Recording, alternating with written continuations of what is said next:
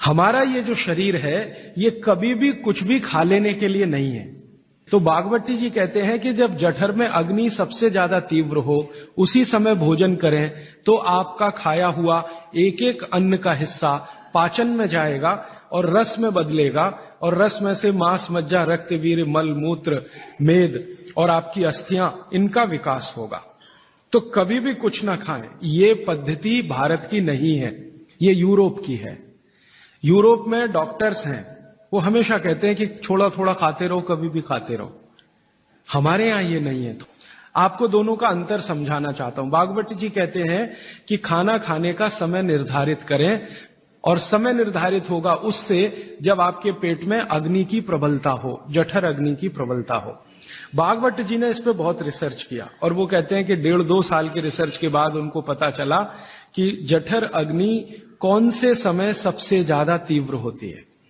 तो वो कहते हैं कि जब सूर्य का उदय होता है तो सूर्य के उदय होने से लगभग 2.5 घंटे तक जठर अग्नि सबसे ज्यादा तीव्र होती है। तो भागवत जी कहते हैं कि इस समय सबसे ज्यादा भोजन करें। वो तो एक जगह यहां तक कह देते हैं कि आप अगर संभव हो तो 9:30 बजे के अंदर ही लंच करें, माने ब्रेकफास्ट गायब। वो ये कहते हैं कि सुबह 9:30 बजे तक अगर आपने भरपेट भोजन किया है तो इसमें से जो कुछ भी बनेगा वो एक एक बूंद, एक एक अन्न का टुकड़ा, एक एक दाने का टुकड़ा आपके शरीर के लिए उपयोगी होगा। जठर अग्नि के काम करने का सबसे अच्छा समय है 7 से 9:30, सूर्योदय से 2.5 घंटे तक। तो आप भरपेट खाना खाइए। हैवियर से हैवियर होना चाहिए, भारी से भारी। जितना खाते हैं ज्यादा भी खा लीजिए, कोई फर्क नहीं पड़ता। सुबह के नाश्ते में भरपेट खाइए। फिर वो कहते हैं दोपहर का भोजन अगर आप कर रहे हैं तो इसको थोड़ा कम करिए नाश्ते से। अब सीधे से मैं कहता हूं, अगर आप सवेरे 6 रोटी खाते हैं तो दोपहर को 4 ले लीजिए और शाम को 2 ले। आपको जो ज्यादा अच्छा लगता है खाने में, मैं आपको एक वाक्य में कहता हूं, जो चीज सबसे ज्यादा पसंद है वो सुबह खाओ। आपकी जीभ स्वाद के लिए मचल रही है, रसगुल्ला पसंद है तो सुबह खाओ, रबड़ी खानी है तो पसंद है तो सुबह खाओ, जलेबी खानी है तो सुबह खाओ, इमरती खानी है तो सुबह खाओ। अगर आपको आलू का पराठा खाना है या गोभी का पराठा खाना है, जो भोजन आपको सबसे ज्यादा पसंद है वो सुबह खाओ, पेट भर के खाओ। खाना खाने के बाद कभी भी पानी नहीं पीना, ये पहला सूत्र। खाना खाने के बाद कभी भी पानी नहीं पीना। सूत्र को उन्होंने लिखा है जिस तरह से वो मैं बताता हूं। ये मैंने भाषांतर करके बोल दिया आपको, खाना खाने के बाद पानी नहीं पीना। महर्षि भागवत ने ऐसे नहीं लिखा, उन्होंने लिखा है भोजनांते विषम वारी, ऐसे लिखा। भोजनांते माने भोजन अंते, भोजन अंते माने भोजन के अंत में। विषम, विषम माने विष के जैसा। वारी, वारी माने पानी।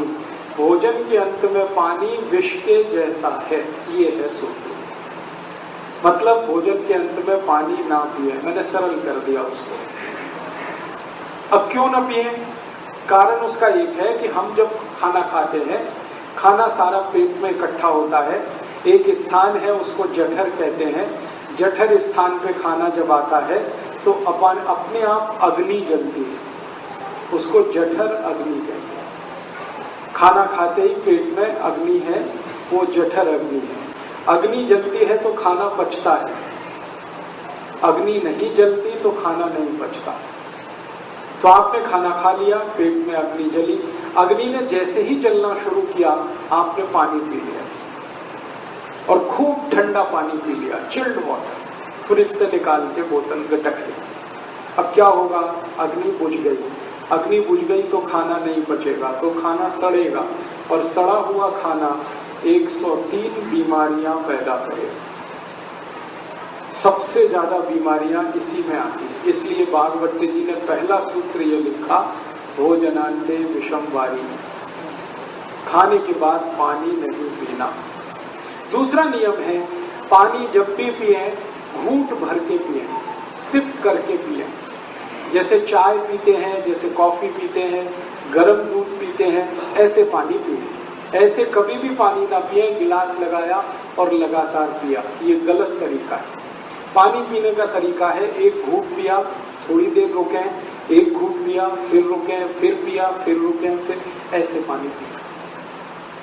इसका क्या लाभ है? मुंह में आप जानते हैं लार बनती है, ये लार जो है ना पेट के तेजाब को शांत रखती है। पेट का जो तेजाब है ना वो एसिडिक है विज्ञान की भाषा, और मुंह की लार जो है वो एल्कलाइन है, क्षारीय है। तो ये क्षार है, यहाँ अम्ल है, अम्ल और क्षार मिले तो एक दूसरे को न्यूट्रल करते हैं। तो मुंह की लार बार बार पेट में जाए ताकि पेट का तेजाब शांत रहे, इसके लिए कहा गया घूंट घूंट पानी पिए, थोड़ा थोड़ा करके पानी पिए। ठीक है। आयुर्वेद में कहा जाता है कि जिनके पेट का अम्ल शांत रहता है, तेजाब शांत रहती है, उनको जिंदगी में रोग नहीं आते कभी।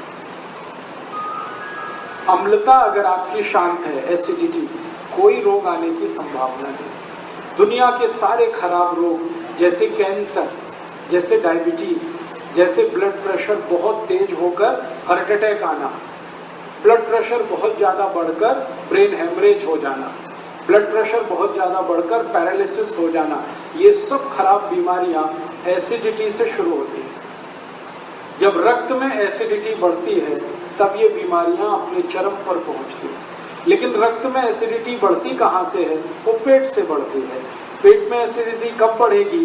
जब आप घूंट घूंट पानी नहीं पिएंगे तो लार बार बार अंदर नहीं जाएगी तो समस्या आएगी। इसलिए आयुर्वेद में कहा गया पानी घूंट घूंट पिए। तीसरा नियम है सवेरे सोकर उठे सबसे पहले पानी पिए। वाम स्वामी जी का आपने सुना होगा व्याख्यान, तो उषा पान की बात वो करते हैं। उषा पान का मतलब यही है उठते ही पानी पीना। हालांकि उषा पान का सही अर्थ है सवेरे 4:30 बजे उठकर पानी पीना, क्योंकि उषा का वही समय है। अब दिल्ली वासियों के लिए मैं ये नहीं कह सकता कि वो सवेरे 4:30 बजे उठें, क्योंकि उनका 4:30 बजे उठना तब संभव है जब रात को 8 बजे सो जाए। 8 बजे दिल्ली में सोना तो स्वर्ग की बात है, कल्पना की बात है, संभव ही नहीं।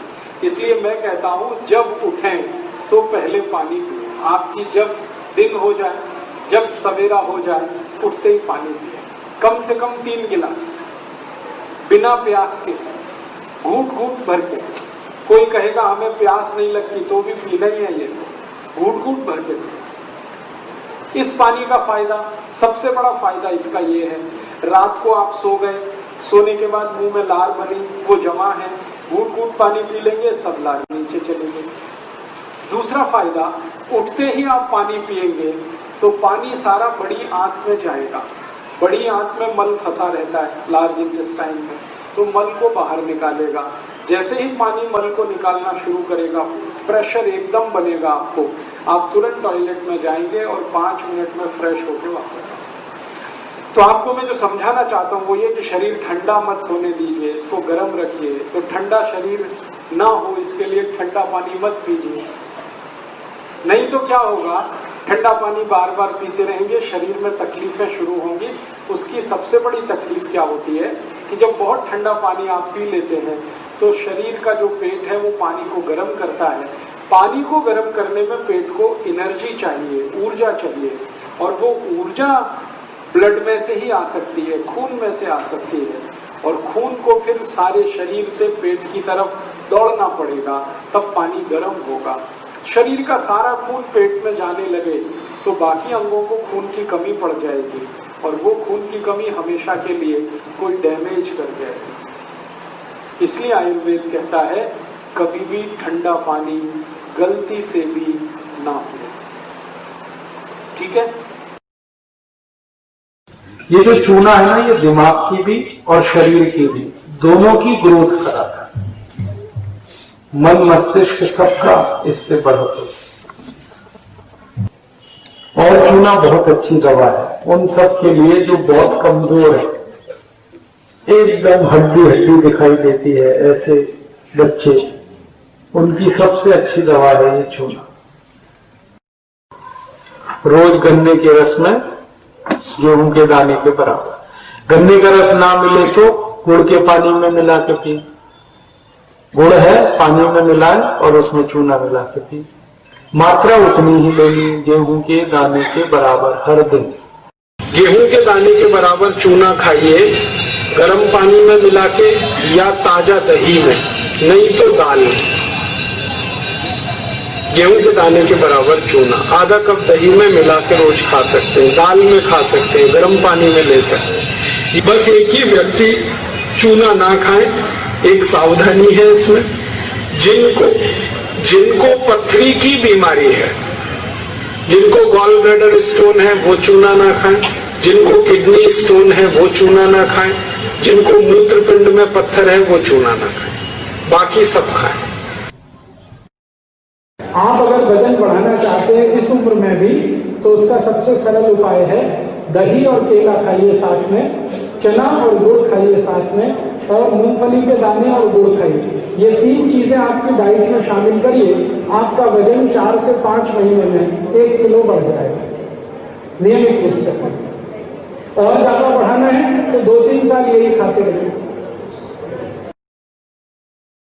जिनको शरीर में शक्ति की कमी लगती है, शक्ति की कमी लगती है, ताकत कम है, शक्ति कम है, उनके लिए अंजीर बहुत फायदे की है। लेकिन जिनको पहले से ही ताकत है वो ना खाएं। चेंदारू क्या होता है? एप्रिकॉट। हाँ, एप्रिकॉट आपके लिए ठीक है, आप खा सकते हैं एप्रिकॉट।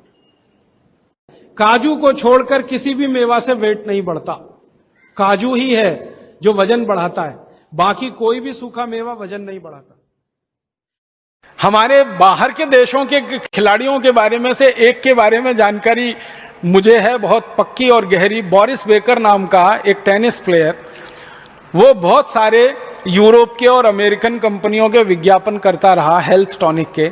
एक बार बोरिस बेकर को पूछा गया कि आपकी जो सर्विस करते हो टेनिस में, आप जानते हैं बॉल को रैकेट से मारना है तो बहुत तेज स्पीड से जाती है, तो उसकी स्पीड कितनी है?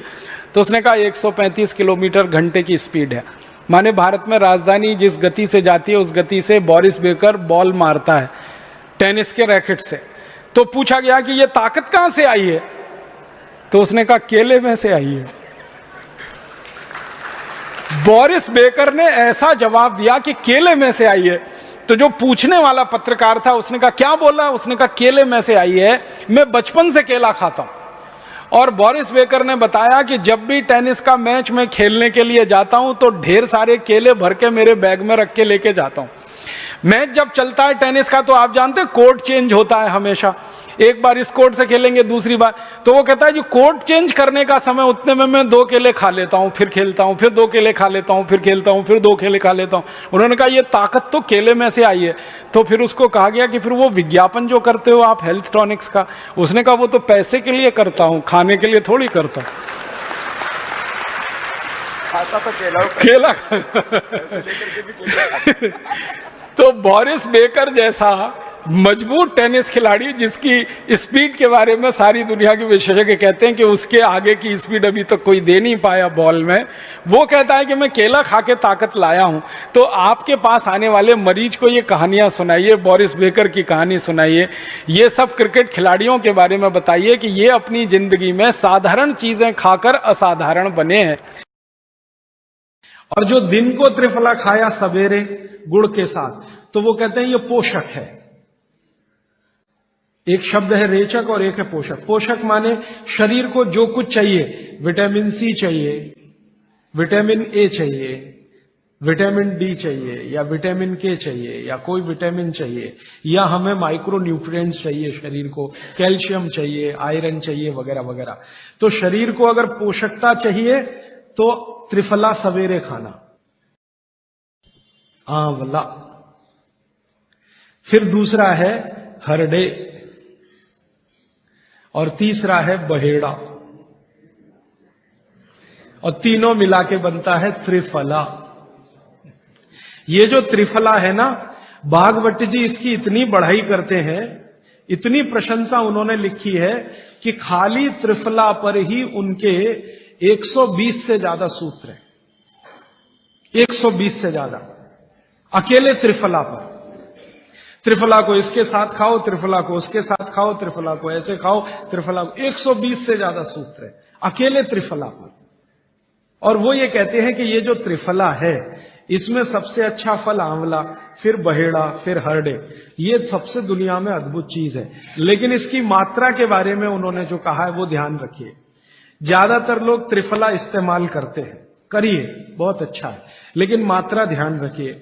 हम क्या करते हैं कि हर बहेड़ा आंवला तीनों बराबर मात्रा में मिला के त्रिफला बनाते हैं। वो कहते हैं कि ये उतना उपयोगी नहीं है, और हमने करके भी देखा। वो कहते हैं कि त्रिफला सबसे अच्छा होता है 1, 2, 3 के अनुपात में। पहला है हरडे 1 अनुपात, दूसरा है बहेड़ा 2 अनुपात, और तीसरा है आंवला 3 अनुपात। अब इसको मात्रा में कहूं, अगर त्रिफला बनाना है तो हरडे लेना 100 ग्राम, बहेड़ा लेना 200 ग्राम और आंवला लेना 300 ग्राम। तो ये 100, 200, 300 ग्राम की मात्रा में आप जो त्रिफला चूर्ण तैयार करेंगे वो कहते हैं ये अद्भुत है, वात पित्त कफ तीनों का नाश करता है, तीनों का। अब वात पित्त कफ तीनों से आप अगर ग्रसित हैं तो आप त्रिफला जरूर लीजिए। कैसे लाएं? त्रिफला लेने के 2 नियम बताए उन्होंने, एक रात को और एक सवेरे। सवेरे का नियम उनका यह है कि सवेरे सवेरे अगर त्रिफला खाएं तो गुड़ के साथ, नहीं तो शहद के साथ, गुड़ या शहद। वैसे ही आप तय कर लीजिए, जैन है तो गुड़, अजैन है तो शहद। तो सवेरे का त्रिफला खाएं तो गुड़ या शहद के साथ, रात का त्रिफला खाएं तो दूध के साथ या गर्म पानी के साथ। त्रिफला तो एक ही है ना, सवेरे भी त्रिफला ही खा रहे हैं, रात को भी। लेकिन बागवती जी कहते हैं असर अलग अलग है दोनों के। रात को जो आप त्रिफला खाएंगे दूध के साथ या गर्म पानी के साथ, तो ये त्रिफला रेचक है। रेचक शब्द उन्होंने इस्तेमाल, रेचक माने पेट को साफ करने वाला, बड़ी आंत की सफाई करने वाला, शरीर के सब अंगों की सफाई करने वाला, झाड़ू लगाने वाला जो व्यक्ति, वो रेचक। तो कहते हैं रात को अगर त्रिफला आप ले रहे हैं दूध के साथ या गर्म पानी के साथ तो ये रेचक है, माने ये एक ही काम सबसे ज्यादा करेगा कि आपकी कब्जियत मिटा देगा। कितनी भी पुरानी कब्जियत है मिटा देगा, 40 साल पुरानी भी मिटा देगा रात को। और जो दिन को त्रिफला खाया सवेरे गुड़ के साथ, तो वो कहते हैं ये पोषक है। एक शब्द है रेचक और एक है पोषक। पोषक माने शरीर को जो कुछ चाहिए, विटामिन सी चाहिए, विटामिन ए चाहिए, विटामिन डी चाहिए, या विटामिन के चाहिए, या कोई विटामिन चाहिए, या हमें माइक्रो न्यूट्रिएंट्स चाहिए शरीर को, कैल्शियम चाहिए, आयरन चाहिए, वगैरह वगैरह। तो शरीर को अगर पोषकता चाहिए तो त्रिफला सवेरे खाना। गलतफहमी हो गई है कि मांस खाने से ताकत आती है, बिल्कुल नहीं आती। हमारे देश का एक पहलवान है, उसका नाम है सुशील कुमार। अभी थोड़े दिन कुश्ती में उसने दुनिया के सबसे ताकतवर पहलवान को पटक दिया, और जिस पहलवान को पटका वो मांस खाता है, और ये सुशील कुमार संपूर्ण शाकाहारी है।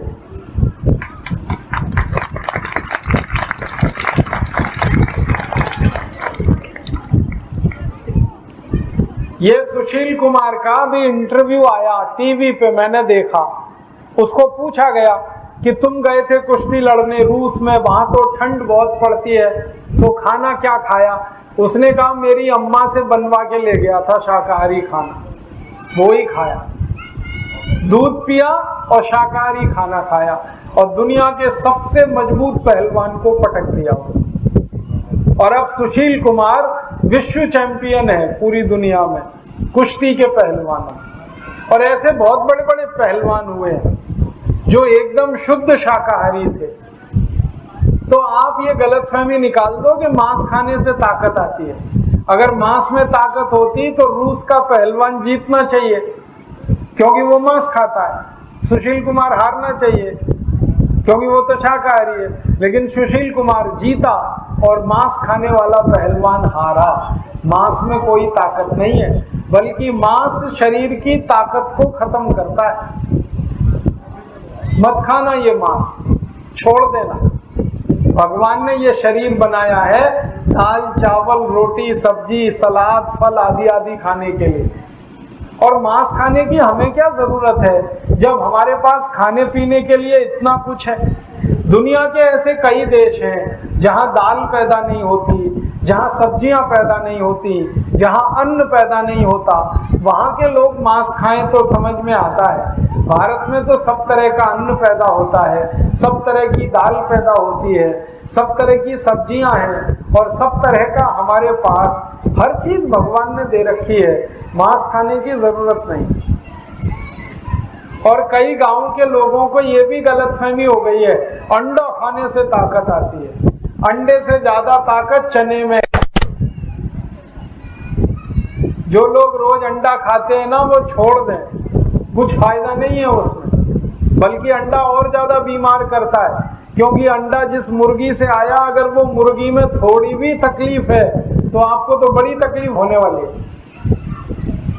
तो आप बोलेंगे फिर क्या खाएं? चना खाओ, मूंगफली खाओ, गुड़ खाओ, मूंग की दाल खाओ, उड़द की दाल खाओ, चने की दाल खाओ, लौकी की सब्जी खाओ, ये सब ताकत देने वाली चीज है। केला खाओ, केले में जितनी ताकत है किसी में नहीं। तो हम सवेरे ही सवेरे करते हैं जिसमें देश का 70,000 करोड़ रुपए खर्च हो जाता है, फालतू का है बिल्कुल। वो काम है चाय पीना। सवेरे ही उठ के चाय सुड़कने लगते। और कई तो ऐसे महान लोग हैं बिना टट्टी जाए चाय पीने लगते। वो तो मुझे कहते हैं कि चाय पियो नहीं तो टट्टी भी नहीं उतरती, संडास नहीं जा सकते, इसलिए चाय पहले पीते हैं। उनको बेड टी चाहिए, बिस्तर पे चाय चाहिए। और इसमें खर्चा कितना होता है? 1 किलो चाय 150 रुपए की है। हर साल भारत के लोग 70 करोड़ किलोग्राम चाय पी जाते। सोचो कितना पैसा खर्च करते फालतू में। और ये फालतू इसलिए भी है कि चाय पी पी के अपना शरीर खराब होता है। ज्यादा चाय पियोगे नशा हो जाएगा। नशा पता है किस बात का? रोज चाय पीनी पड़ेगी, एक दिन ना पिए तो सिर में दर्द हो जाएगा। बहुत लोग मुझे कहते हैं एक दिन भी चाय ना मिले तो सिर घूमने लगता है। तो ऐसा नशा किस काम का? और दूसरी समस्या, चाय पियो तो पेट खराब। चाय से पेट खराब पता है कैसे होता है? चाय में कुछ केमिकल हैं। एक केमिकल है उसका नाम है कैफीन, दूसरा है निकोटिन, तीसरा है टैनिन। ऐसे 18-20 केमिकल हैं चाय में। ये सब पेट में जाके अम्लता बढ़ाते हैं। अम्लता समझते हैं? एसिडिटी। पेट में वैसे ही गैस एसिड बनता है, अम्ल बनता है। चाय पियो तो और ज्यादा बनता है। और पेट में जब अम्ल ज्यादा बनने लगता है तो वो खून में चला जाता है। खून की अम्लता जब बढ़ती है तो 80 रोग आते हैं शरीर में। घुटने दुखना, कमर दुखना, कंधा दुखना, जोड़ों में दर्द होना, हृदयघात होना, हार्ट अटैक होना, फिर कई बार ब्रेन हेमरेज होना। खराब से खराब रोग शरीर के खून की अम्लता बढ़ने के बाद ही आते हैं। और ये अम्लता सबसे ज्यादा चाय से बढ़ती है। तो क्यों फालतू में पीना? मत पियो।